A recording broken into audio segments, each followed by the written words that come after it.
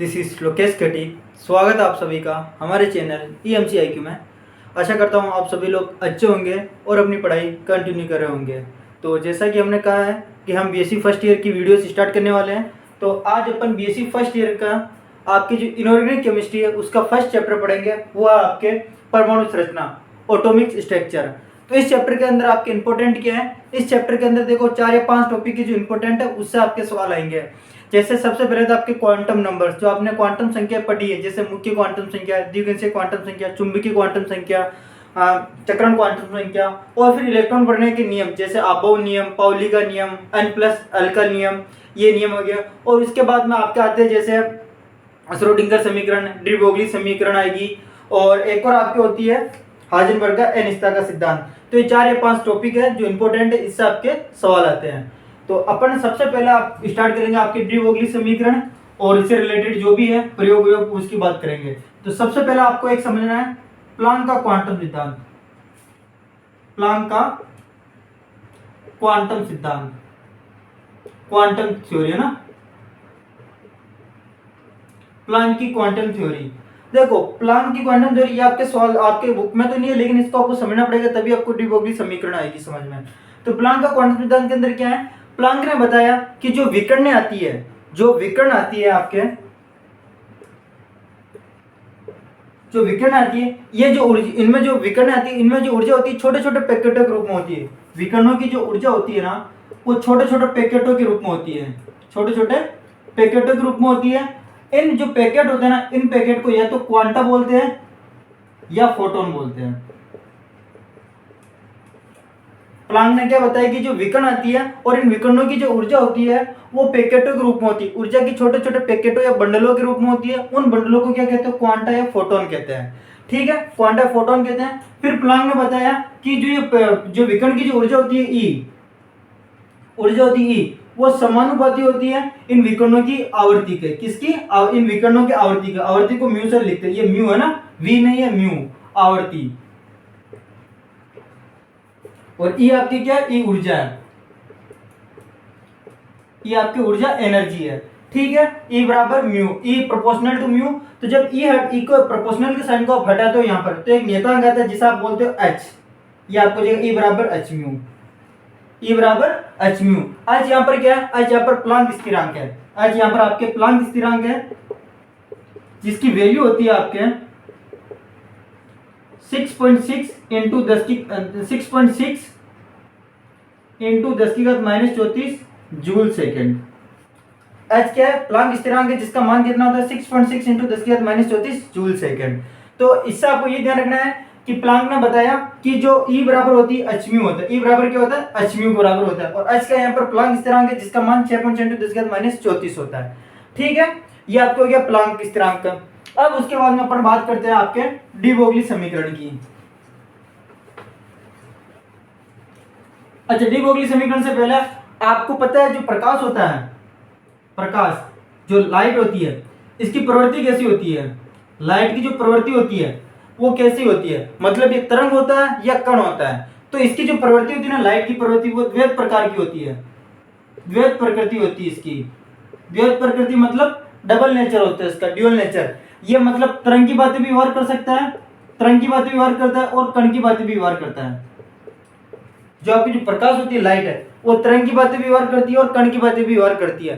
तरंग की बातें कब व्यवहार करेगी? जब प्रकाश संचरण करता है। जब प्रकाश संचरण करता है ना, तब वो ध्यान रखना तरंग के रूप में करता है। किसके रूप में करता है? तरंग के रूप में। और जब प्रकाश किसी से अभिक्रिया करता है, मतलब ठोस से, द्रव से, या गैस से किसी से अभिक्रिया करता है, तो वो कण के रूप में करता है।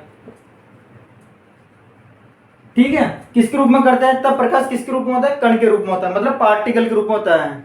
तो प्रकाश की द्वैत प्रकृति होती है तरंग। तरंग कब होगी? जब वो प्रकाश क्या करता है, गति करता है। और जब प्रकाश किसी से अभिक्रिया करता है, ठोस, द्रव, गैस किसी से भी रिएक्शन करता है, तब प्रकाश की प्रवृत्ति कैसी होती है? वो कण के रूप में यानी पार्टिकल के रूप में होता है।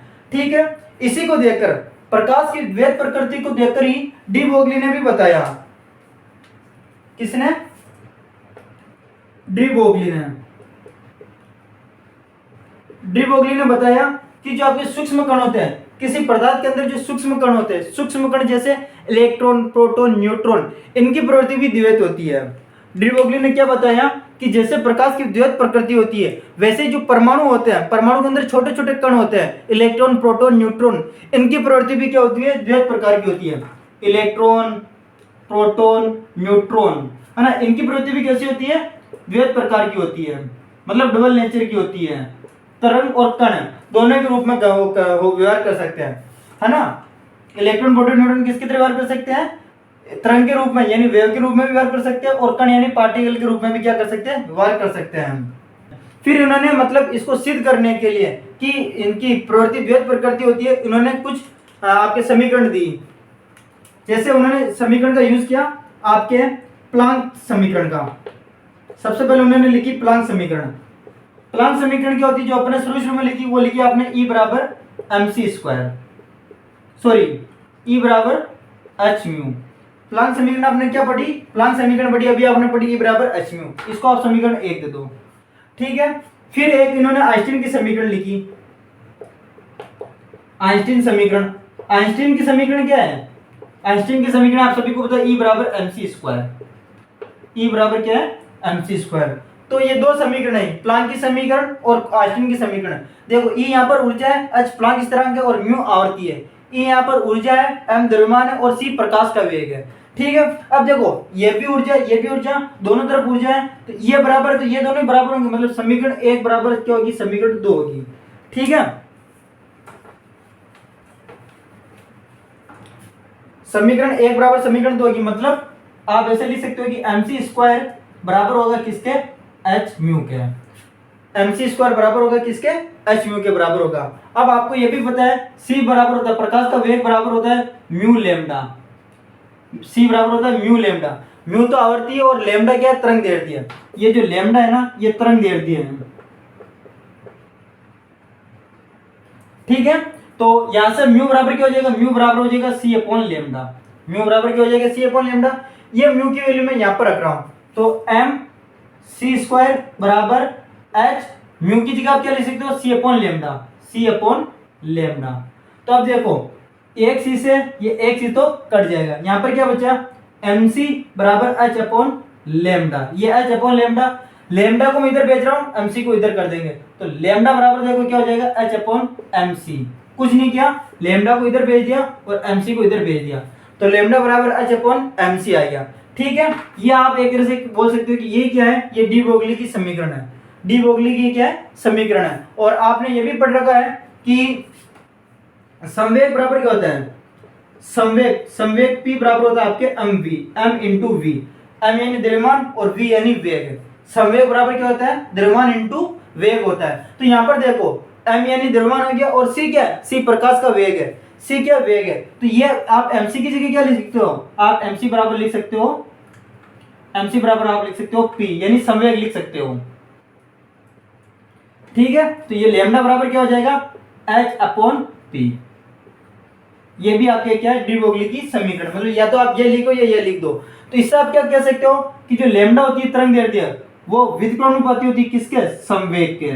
ये मोस्ट इंपोर्टेंट है, ये आपका मतलब अगर डी ब्रोगली समीकरण आती है 1 नंबर में, तो आपको यही लिखना है कि जो तरंग दैर्ध्य होती है वो व्युत्क्रमानुपाती होती है किसके, संवेग के उत्क्रमानुपाती होती है, ठीक है।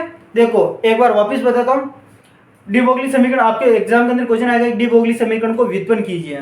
तो डी ब्रोगली समीकरण आपको लिखनी है, डी ब्रोगली समीकरण हेडिंग डालिए, फिर लिखना है कि प्लांक की समीकरण से E बराबर h म्यू, आइंस्टीन समीकरण से E बराबर mc स्क्वायर, क्योंकि यहाँ पर दोनों तरफ E है तो ये दोनों भी बराबर हो जाएंगे। तो समीकरण 1 और 2 बराबर होगी, तो वो आप क्या लिखोगे, mc स्क्वायर बराबर होगा किसके, h म्यू के।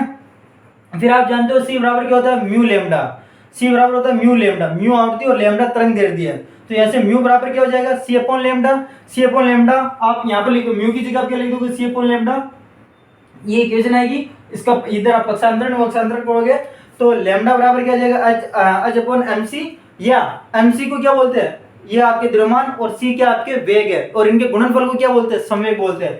तो लेमडा बराबर h अपॉन p, और यहाँ से जब आप देखो h क्या एक नियतांक है और नियतांक को हटाते हैं तो आपके किसका चिन्ह आ जाएगा, प्रोपोर्शनल का चिन्ह आ जाएगा। तो लेमडा व्युत्क्रमानुपाती होता है किसके, लेमडा व्युत्क्रमानुपाती होता है संवेग के, है ना, ये ध्यान रखना। तो अब आगे अगर मान लो कि ये डी ब्रोगली समीकरण 1 नंबर में आ जाओ, तो आपको क्या लिखनी है, आपको लिखनी है कि आपको लिखनी है कि परमाणु उपस्थित इलेक्ट्रॉनों, प्रोटोनों और न्यूट्रॉनों की जो तरंग दैर्ध्य होती है, वो इनके संवेग की क्या होती है, व्युत्क्रमणानुपाती होती है। क्या होती है? व्युत्क्रमणानुपाती होती है। ठीक, ये हो गया। अब देखो, कई बार ऐसा भी पूछा जाता है डी ब्रोगली समीकरण बड़े कणों के लिए लागू होती है क्या?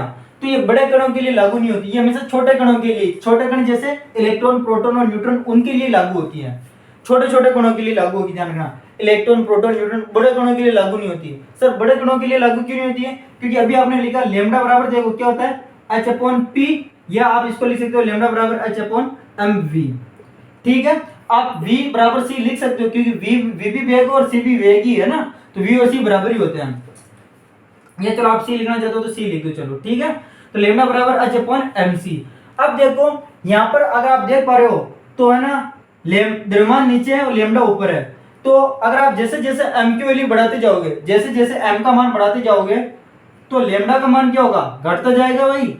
जैसे जैसे m की वैल्यू बढ़ाते जाओगे, लैम्डा का मान घटता जाएगा, क्योंकि ये देखो एक दूसरे के व्युत्क्रमानुपाती है। एक का मान बढ़ाओगे तो दूसरे का मान घटेगा। तो अगर आप द्रव्यमान बढ़ाते जाओगे तो फिर आप लैम्डा का मान क्या होता जाएगा, घटता जाएगा, और लैम्डा का मान अगर कम होता जाएगा तो फिर आप उसकी गणना नहीं कर सकते हैं। यही रीजन है कि ध्यान रखना, द्रव्यमान क्या होना चाहिए, द्रव्यमान होना चाहिए आपके कम होना चाहिए, है ना। ये अगर मैं आपको इस तरह का निशान बना रहा हूँ, इसका मतलब होता है ज्यादा, और अगर मान लो मैं इस तरह का निशान बना रहा हूँ तो ध्यान रखना, इसका मतलब होता है कम। ठीक है, तो द्रव्यमान क्या होना चाहिए, कम होना चाहिए, और हाँ, द्रव्यमान क्या होना चाहिए, आपकी कम होना चाहिए। कम द्रव्यमान वाली वस्तुओं के लिए लागू होता है। तो ये तो हो गया आपका डी ब्रोगली समीकरण, लैम्डा बराबर H/P या लैम्डा बराबर H/mc। ठीक है, अब आपके इससे रिलेटेड कई बार क्वेश्चन दे देता है सिंपल सा एक नंबर में। क्वेश्चन कैसे देता है वो भी मैं आपको बता देता हूं। फॉर एग्जांपल आपको दे देगा कि एक इलेक्ट्रॉन, मतलब एक कण है जिसका द्रव्यमान, मान लो जिसका द्रव्यमान जो m है वो 9 इलेक्ट्रॉन ही दे दिया, इलेक्ट्रॉन का द्रव्यमान 9.1 × 10⁻31 kg है। ठीक है, kg है, और प्रकाश का वेग आपको दे देगा, मान लो c, आपको c तो आपको पता है 3 × 10⁸ मीटर पर सेकंड दे दिया। ठीक है, ये दे दिया। तो अब इससे आपको डायरेक्ट क्या पूछेगा कि इसकी तरंग दैर्ध्य ज्ञात करो। क्या ज्ञात करनी, लैम्डा ज्ञात करनी है। तो सूत्र लिखना आपको, लैम्डा बराबर H/mc। h क्या है, प्लांक स्थिरांक, इसकी वैल्यू मैंने आपको शुरू में बताई, कितनी बताई, 6.6 × 10⁻34 अपॉन m की जगह कितना लिखोगे, 9.1 × 10⁻31 इंटू c की जगह कितना लिखोगे, 3 × 10⁸ मीटर पर सेकेंड। अब इसको सोल्व करना है, वो आप एग्जाम के अंदर कर लेना, या इसकी कर लेना, जो भी आंसर है वो लिखना है ना। कुल मिलाकर इससे आपको, मतलब ये आपके सूत्र है, इस सूत्र में कोई भी एक वैल्यू दे देगा और दूसरी वैल्यू पूछ लेगा। तो ये आपके हो गया है डी ब्रोगली समीकरण। डी ब्रोगली समीकरण का सत्यापन, डी ब्रोगली समीकरण का सत्यापन, डी ब्रोगली समीकरण का सत्यापन। तो देखो इसका सत्यापन कैसे करना है। तो मान लो कोई इलेक्ट्रॉन है ना, मान लो आपके पास में कोई इलेक्ट्रॉन है, जिस पर आवेश जो है वो E है, आवेश कितना E है, और ये इलेक्ट्रॉन V विभव से है, ये इलेक्ट्रॉन V विभव से है, V विभव है ना, V विभव से क्या कर रहा है, नाभिक के चारों ओर चक्कर लगा रहा है।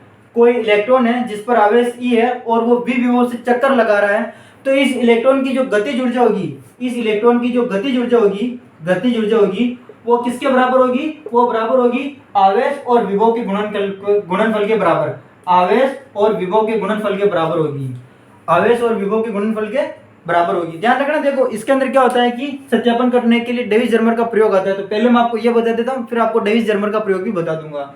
तो जो गतिज ऊर्जा होती है वो किसके बराबर होगी, आवेश और v यानी यहाँ पर ध्यान रखना ये विभव है, विभव के गुणनफल के बराबर होती है।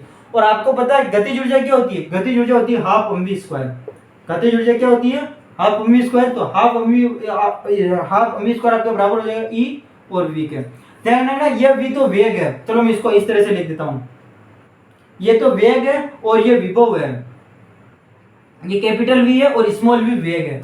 तो यहां से मैं आपको v की वैल्यू, यहां से मैं v की वैल्यू निकालना चाहता हूं, तो v² क्या हो जाएगा, ev, ये m नीचे आ जाएगा और 2 ऊपर चला जाएगा, पक्षांतरण करना है ना, ये 2 तो ऊपर चला जाएगा, m नीचे आ जाएगा। तो यहाँ से v बराबर क्या हो जाएगा, v बराबर हो जाएगा अंडर रूट 2EV/m।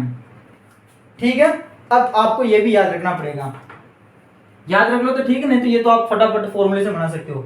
v बराबर यानी वेग बराबर आपका आ जाएगा अंडर रूट 2EV/m। ठीक, ये आ गया। अब देखो E क्या है, E आवेश है, E आवेश है, और आवेश किसके बराबर, इलेक्ट्रॉन का आवेश कितना होता है 1.6 × 10⁻⁻19 कूलम्ब होता है। ठीक है, ये क्या है, V क्या है यहाँ पर, V यहाँ पर विभव है ना, V क्या है यहाँ पर आपके विभव है, और M क्या है, द्रव्यमान है। द्रव्यमान कितना होता है 9.1 × 10⁻31 kg, ये इलेक्ट्रॉन का द्रव्यमान होता है। ठीक है, अब देखो आपने जो प्लांक की सॉरी आपने जो डी ब्रोगली समीकरण निकाली थी वो क्या थे, डी ब्रोगली समीकरण, डी ब्रोगली समीकरण वो आपने भी क्या निकाली, लैम्डा बराबर H/mv। v या c एक ही बात है ना, आप यहाँ पर c भी लिख सकते हो, v भी लिख सकते हो। तो लैम्डा बराबर H/mv, तो ये लैम्डा बराबर H/m, और इस v की जगह आप क्या लिखोगे, इस v की जगह ये वाला v लिखोगे, v की जगह क्या लिखोगे रूट 2EV/m। तो आप यहाँ पे लिखो रूट 2EV/m। अब देखो आपको क्या करना है, अब यहाँ पर इस समीकरण में, इस वाली समीकरण में आपको क्या करना है, इनकी वैल्यू पुट करनी, वैल्यू पुट करनी मतलब h की जगह आपको लिखना है 6.6 × 10⁻34, m की जगह 9.1 × 10⁻31, 2 की जगह 2, e की जगह ये वाली वैल्यू रखोगे, और v विभव आपको नहीं पता, विभव की वैल्यू आप नहीं रखोगे। तो जब आप ये सारी वैल्यू इसके अंदर पुट करोगे ना, तो आपके मान आएगा लैम्डा बराबर, यहाँ पर आएगा लैम्डा बराबर आएगा 12.26 × 10⁻10 अपॉन अंडर रूट v, ये आएगा लैम्डा बराबर 12.26 × 10⁻10 अंडर रूट v, v विभव है ना, और लैम्डा तरंग दैर्ध्य है, और यहाँ पर आपका आएगा मीटर, मतलब ये किसके अंदर आएगा, मीटर के अंदर आपका आ गया।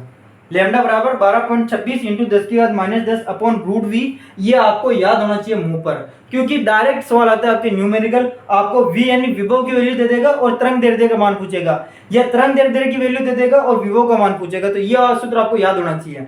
ठीक है, इसी को है ना इस तरह से भी लिखा जाता है, लैम्डा बराबर 12.26 अपॉन अंडर रूट v, और यहाँ पर एंगस्ट्रॉम लिख देते हैं, क्या लिख देते हैं, एंगस्ट्रॉम लिख देते हैं, क्योंकि आपको पता है ना एक एंगस्ट्रॉम बराबर, ये जो होता है एंगस्ट्रॉम बोलते हैं इसको, एक एंगस्ट्रॉम बराबर 10⁻10 मीटर होता है, एक एंगस्ट्रॉम बराबर कितना होता है 10⁻10 मीटर होता है ना, तो 10⁻10 की जगह आप एंगस्ट्रॉम भी लिख सकते हो।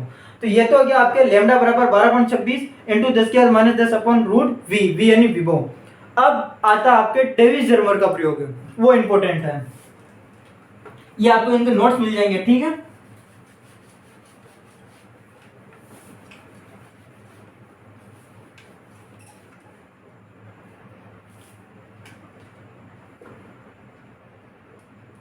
डेविस जर्मर का, डेविस जर्मन का प्रयोग। अच्छा, एक लाइन में भी ऐसा पूछ सकता है कि डेविस जर्मर प्रयोग की सहायता से आप किसका सत्यापन करते हो, तो डेविस जर्मर के प्रयोग की सहायता से डी ब्रोगली समीकरण का सत्यापन किया जाता है, या डी ब्रोगली समीकरण का सत्यापन करने के लिए डेविस जर्मर का प्रयोग किया जाता है ना, ये कर सकते हो।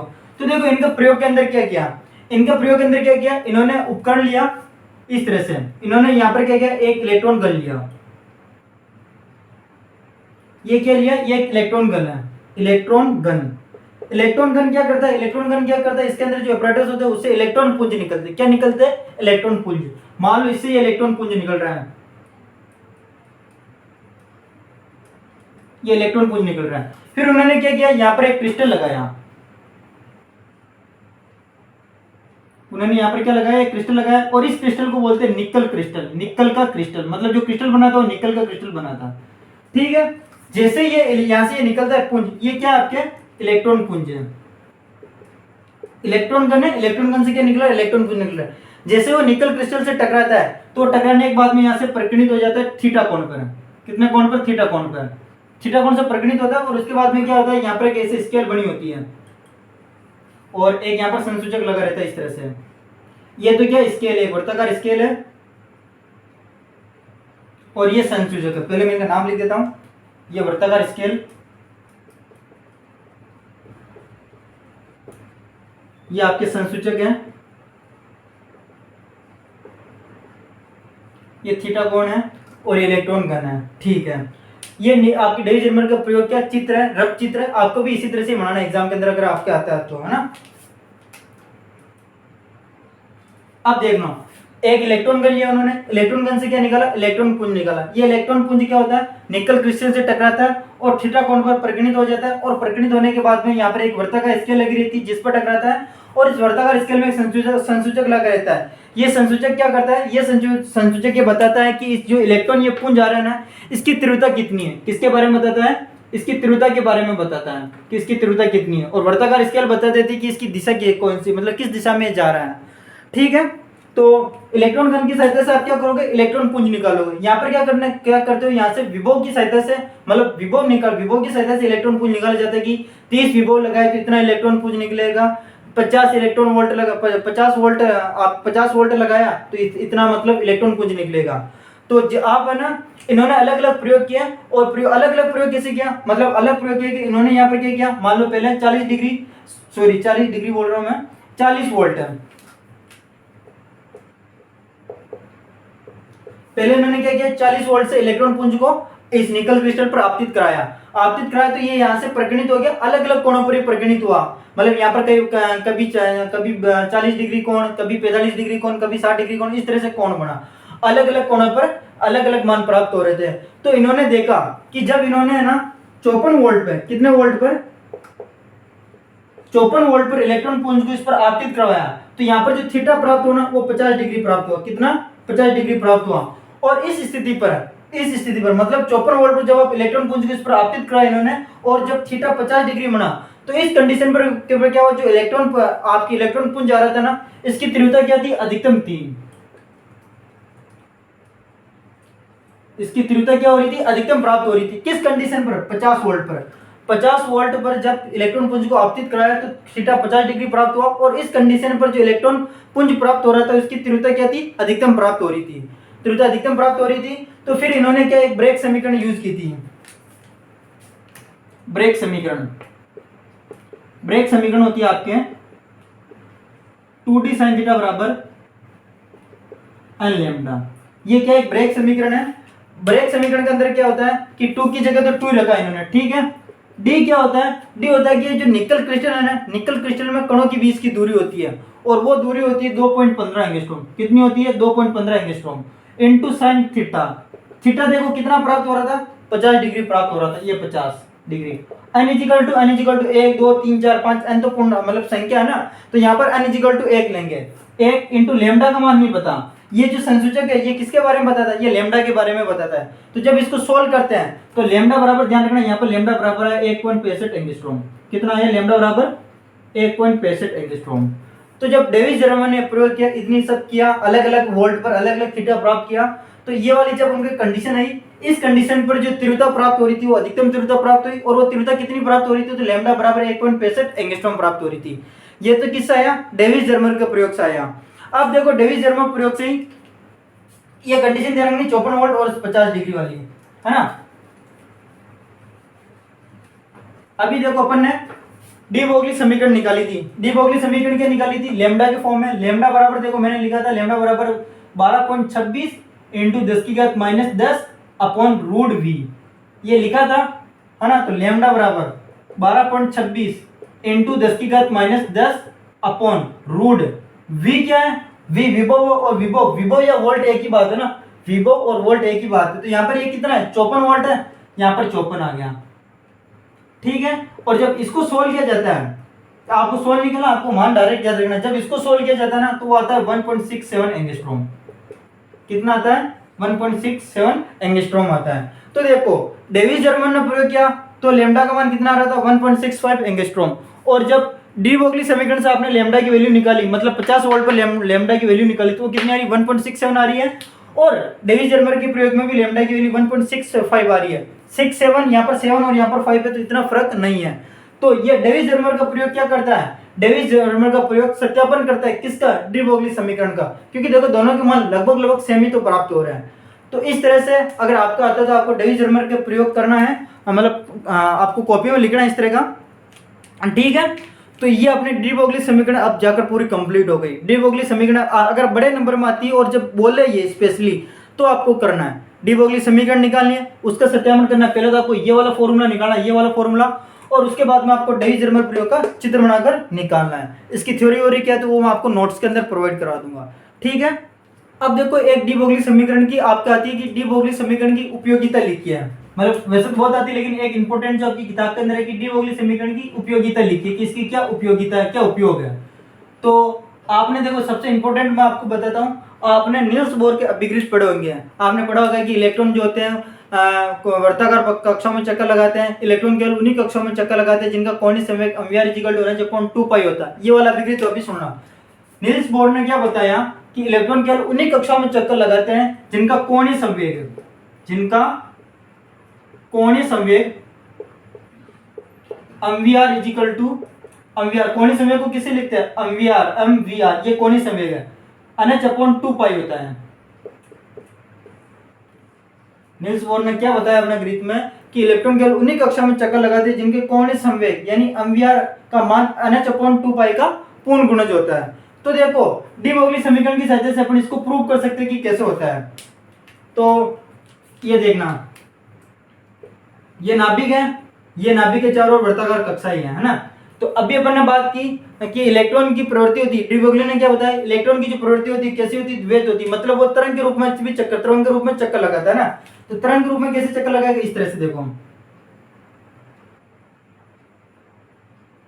इस तरह से तरंग के रूप में चक्कर लगा रहा है। तो इसके अंदर तो देखो ये क्या बन रही है, ये जो आपको दिख रही है ना ये वाली, इसे अपन बोलते हैं कला, कला युक्त तरंग है, कला युक्त तरंग, इसको क्या बोलेंगे, कला युक्त तरंग बोलेंगे। और इसी तरह जैसे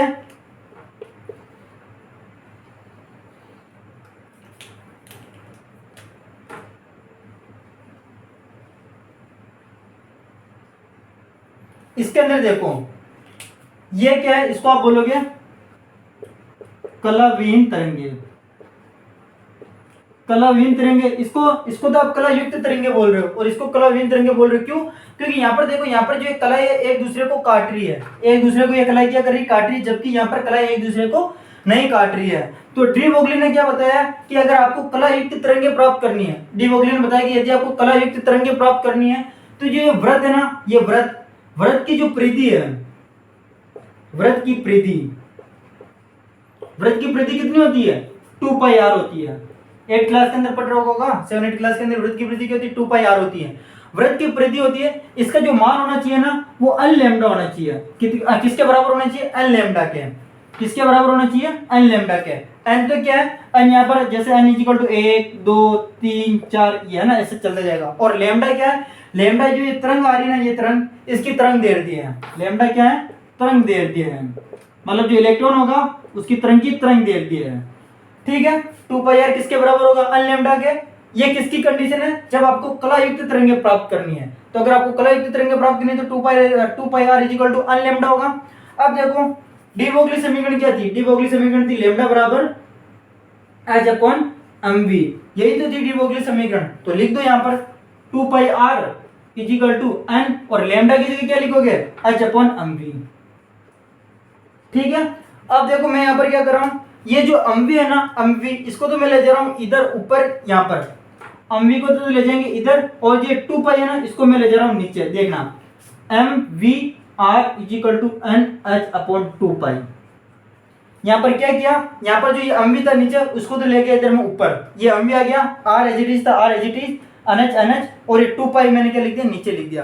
तो ये देखो ये आपकी इक्वेशन आई या नहीं आई, mvr = nh/2π आई या नहीं आई। तो आप डी ब्रोगली समीकरण की सहायता से आप क्या कर सकते हो, नील्स बोर के अभिग्रहित को सिद्ध कर सकते हो। कौन से नील्स बोर की कौन से अभिग्रहित को, कोणीय संवेग वाला अभिग्रहित को आप क्या कर सकते हो, सिद्ध कर सकते हो, ठीक है। तो ये अब आपकी डी ब्रोगली समीकरण पूरा कंप्लीट है। अगर अब आपके एग्जाम में आता है तो आपको इसको अच्छी तरह से करना है।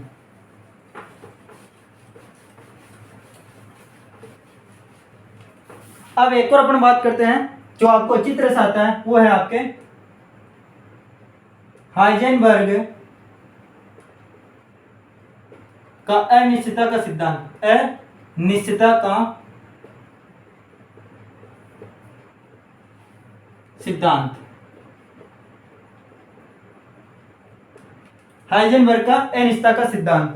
तो देखो इसने क्या कहा, सभी को पता है कि देखो हाइजेनबर्ग ने जैसे ही मतलब इलेक्ट्रॉन की द्वैत प्रकृति की खोज हुई, डी ब्रोगली ने बताया कि इलेक्ट्रॉन की द्वैत प्रकृति होती है कि यह तरंग के रूप में गति करता है और कण के रूप में भी होता है। तो फिर हाइजेनबर्ग ने बताया कि अपन किसी भी नाभिक के अंदर इलेक्ट्रॉन की स्थिति और संवेग को, इलेक्ट्रॉन की स्थिति और संवेग को,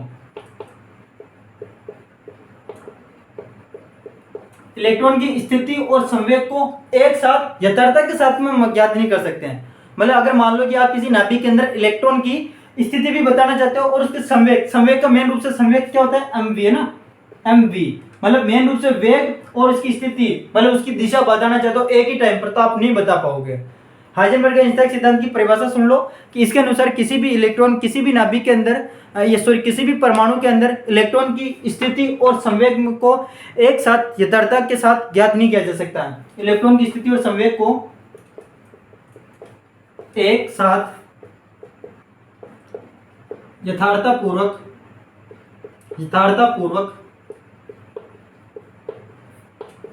ज्ञात नहीं किया जा सकता।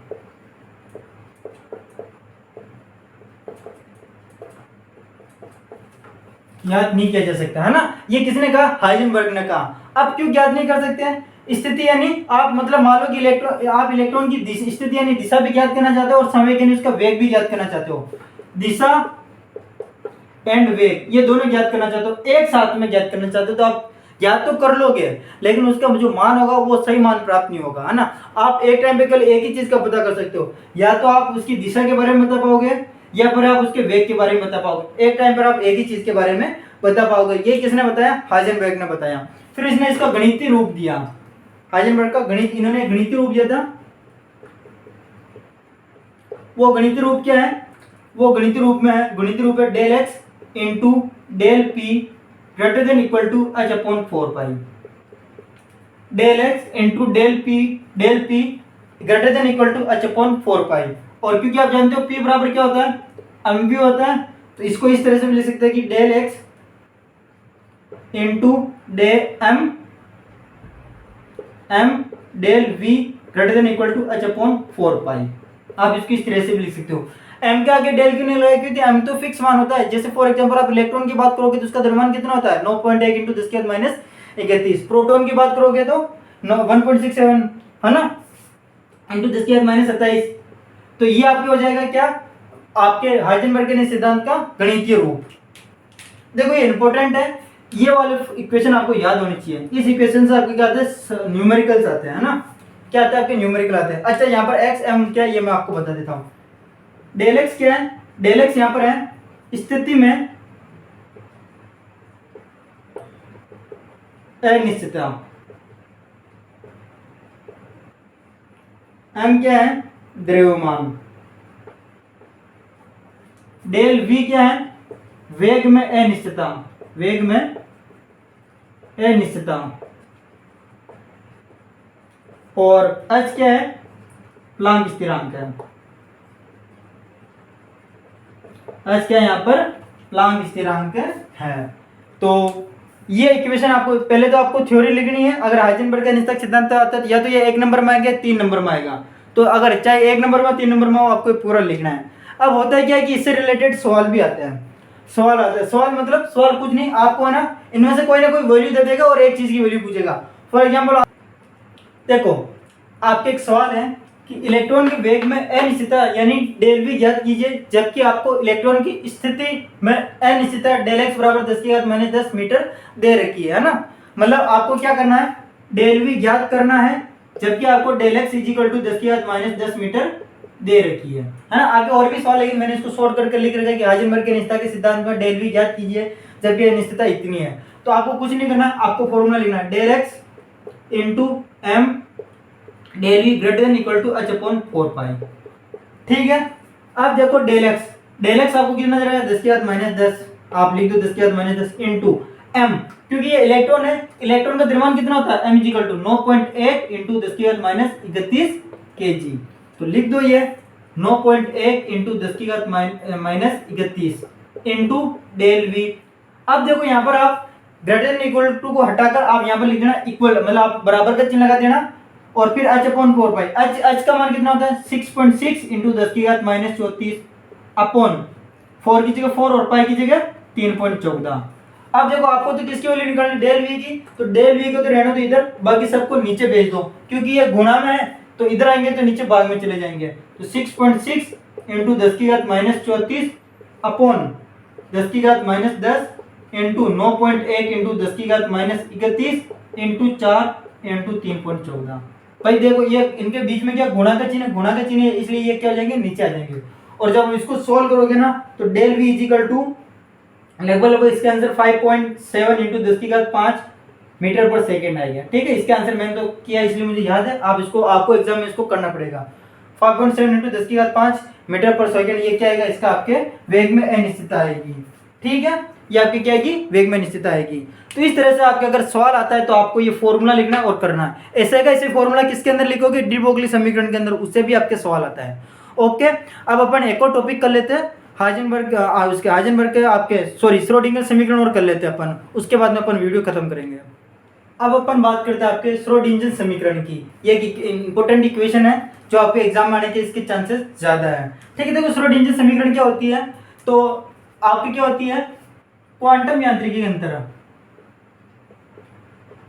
क्वांटम यांत्रिकी के अंदर क्या होता है कि एक समीकरण, मतलब क्वांटम यांत्रिकी के अंदर इन्होंने श्रोडिंगर ने एक समीकरण दी, जिस समीकरण को अपन मतलब एक तरंग समीकरण दी थी किसने, श्रोडिंगर ने, जिसे श्रोडिंगर समीकरण कहते हैं। क्वांटम यांत्रिकी क्या होती है, तो आप पहले क्या होते थे, पहले अपन पढ़ते थे चिरस्मृत यांत्रिकी पढ़ते थे, क्लासिकल, और उसके बाद वो क्लासिकल क्या होती है, क्लासिकल के अंदर जो अवधारणाएं थी वो अवधारणाएं अभी जो नई आपकी क्वांटम यांत्रिकी चल रही है उससे लागू नहीं हो रही थी। ये वैसे फिजिक्स का टॉपिक है, तो अभी आप समझ लो कि श्रोडिंगर ने क्वांटम यांत्रिकी में एक तरंग समीकरण दी, श्रोडिंगर ने क्वांटम यांत्रिकी में एक तरंग समीकरण दी, जिसे श्रोडिंगर समीकरण कहते हैं, श्रोडिंगर समीकरण कहते हैं।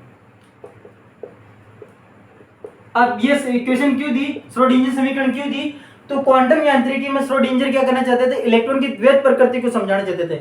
इलेक्ट्रॉन की द्वैत प्रकृति को समझाने के लिए श्रोडिंगर ने क्या दी, श्रोडिंगर समीकरण दी, मतलब एक तरंग समीकरण दी, जिनको इनके नाम पर आधारित उस समीकरण को श्रोडिंगर समीकरण कहने लगे, इलेक्ट्रॉन की द्वैत प्रकृति को बताने के लिए, इलेक्ट्रॉन की द्वैत प्रकृति को बताने के लिए।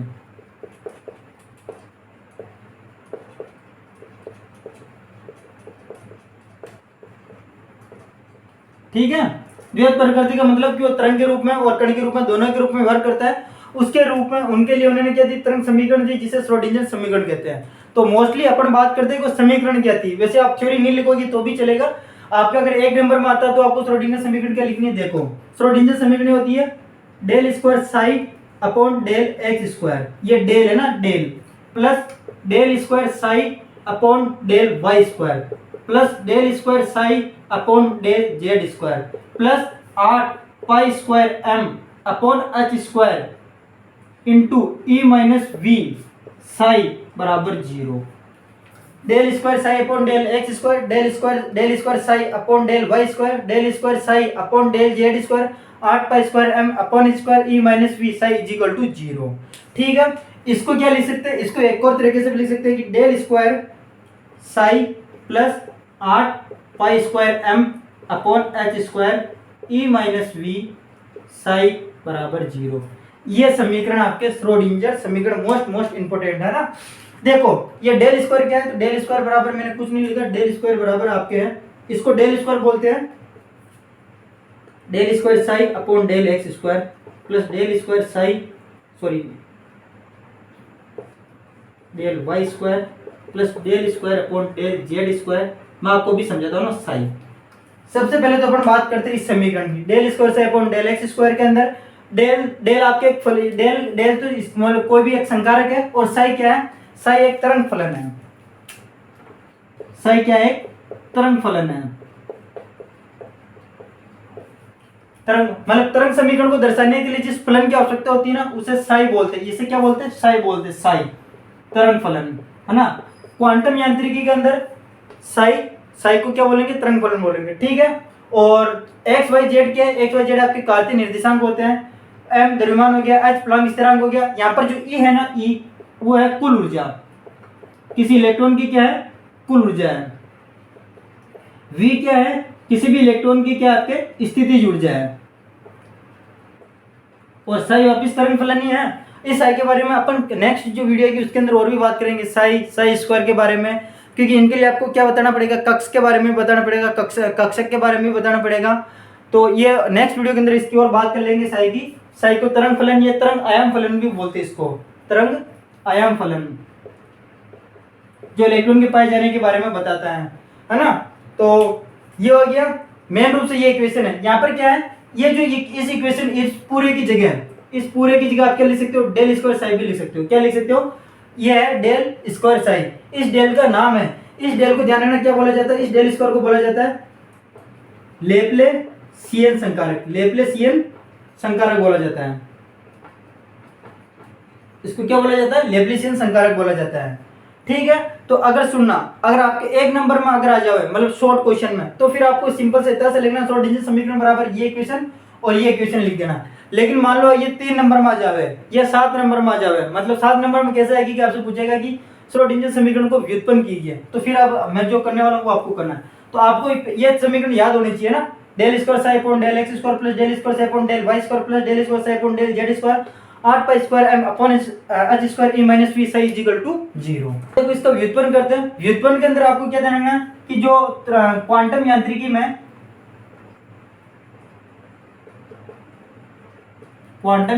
में एक तरंग समीकरण दी जाती है, तरंग समीकरण। वो तरंग समीकरण क्या है, del square psi upon del x square plus del square psi upon del y square plus del square psi upon del z square plus del z square है ना, plus 4 pi square upon lambda square psi बराबर 0। ये क्या है, ये quantum यांत्रिकी में एक तरंग समीकरण है ना। ये आप ये भी याद रखनी पड़ेगी अगर व्युत्पन्न आता तो, del square psi upon x square, ये तो एजीटी बस यहाँ पर 4 pi square upon lambda square psi is equal to 0। ठीक है, इसको इक्वेशन 1 दे दो। अब आपको पता है कुल ऊर्जा बराबर क्या होती है, किसी भी की अगर आप किसी भी इलेक्ट्रॉन की कुल ऊर्जा निकालनी है तो जो कुल ऊर्जा होती है ई, वो किसके बराबर होती है, वो होती है आपकी गतिज ऊर्जा प्लस स्थितिज ऊर्जा के। किसके बराबर होती है कुल ऊर्जा, किसी भी चीज की कुल ऊर्जा बराबर होती है गतिज ऊर्जा प्लस स्थितिज ऊर्जा की बराबर होती है ना। गतिज ऊर्जा का सूत्र क्या होता है, half mv square, half mv square. और स्थितिज ऊर्जा क्या होती है, स्थितिज ऊर्जा को कैपिटल वी से दर्शाते हैं। ये स्मॉल वी है और ये कैपिटल वी है ना। ये क्या है, कैपिटल वी है, स्थितिज ऊर्जा है। ओके, अब मैं क्या कर रहा हूं यहां पर, अब क्या करना है आपको, ये वाली जो स्थिति जो गतिज ऊर्जा है ना, मैं इसको ऊपर नीचे m से गुणा करा रहा हूं। देखो, इसको भी m से गुणा करा रहा हूं और इसको भाग भी दे रहा हूं, m का गुणा और भाग दोनों करा रहा हूं। तो अगर आपको गणित के स्टूडेंट तो आपको पता है ये तो ये कट जाएगा तो सेम ही समीकरण बचेगी, है ना भाई, m से m कट जाएगा, इसलिए मैं इसे m से गुणा भी करा रहा हूं, m से भाग भी करा रहा हूं। तो e बराबर क्या होगा, ये देखो e बराबर ये 1/2 m से गुणा होगा तो m स्क्वायर हो जाएगा, ये v स्क्वायर और ये नीचे m चल रहा है जो m आ जाएगा। ठीक है, प्लस v, ये कैपिटल v है ना, ये m इससे गुणा होगा तो m स्क्वायर और ये m नीचे चलेगा। अब इसको क्या लिख सकते हैं, e बराबर देखो mv स्क्वायर, इसको भी आप ऐसे लिख सकते हो m हाफ mv का whole square upon m plus v। भाई m और v का होल स्क्वायर लिख सकते हो इसको आराम से, क्योंकि इसको गुणा जब खोलोगे तो वही आएगा m स्क्वायर और v स्क्वायर। अब इधर देखो आपने समीकरण पढ़ी है, लैम्डा बराबर h अपॉन mv, तो m की जगह mv इक्वल टू क्या हो जाएगा, h अपॉन लैम्डा। भाई mv को आपने इधर भेज दिया और लैम्डा को इधर भेज दिया, तो mv की जगह आप क्या लिख सकते हो, h अपॉन लैम्डा। तो मैं यहाँ पर लिख रहा हूँ e बराबर हाफ mv की जगह क्या लिखोगे आप, h अपॉन लैम्डा, क्योंकि यहाँ पर स्क्वायर है तो इसका स्क्वायर क्या होगा, mv का स्क्वायर क्या हो जाएगा, h square upon lambda square. भाई इसका स्क्वायर करोगे तो इसका भी स्क्वायर होगा, h square upon lambda square. मतलब आप mv स्क्वायर की जगह क्या लिख सकते हो, h square upon lambda square. लिखो h square upon lambda square. ठीक है, ये किसकी जगह लिखा, mv की जगह, और ये नीचे m चल रहा है तो आप नीचे m लिख दो प्लस v। ठीक है, अब देखो, अब इसको मैं ऐसे कर रहा हूं, v को मैं इस e की तरफ भेज रहा हूं ना, तो e minus V equal to half h square lambda square m। कुछ नहीं किया, इस v को इस तरफ भेज दिया e की तरफ। ठीक है, यहां से मैं लैम्डा स्क्वायर का मान निकालना चाहता हूं, तो लैम्डा स्क्वायर को मैं इधर, लैम्डा स्क्वायर को तो मैं ला रहा हूं इधर और e माइनस वी को भेज रहा हूं मैं नीचे। देखना, तो लैम्डा स्क्वायर बराबर क्या हो जाएगा, एक हाफ एच स्क्वायर, ये m की जगह m, और ये e माइनस वी, ये पूरा पूरा इधर नीचे आ जाएगा e माइनस वी। आया समझ में? नहीं आया? लैम्डा स्क्वायर को इधर उधर भेज दिया और e माइनस वी को नीचे भेज दिया। ठीक है, अब देखो ये जो लैम्डा स्क्वायर की वैल्यू है ना, ये लैम्डा स्क्वायर की वैल्यू मैं समीकरण 1 में रखूंगा, इसको इक्वेशन 1 में रखने पर। ठीक है, अब इसको इक्वेशन 1 में रखेंगे। 1 में कहां पर, लैम्डा स्क्वायर यहां पर है, तो लैम्डा स्क्वायर की जगह आप क्या लिखोगे, h square 2m e minus V. ठीक है, तो मैं इसको मिटा रहा हूं, इसको मिटा देते हैं ना, तो ये del square psi upon del x square plus del square psi upon del y square plus del square psi upon del z square plus 4 pi square.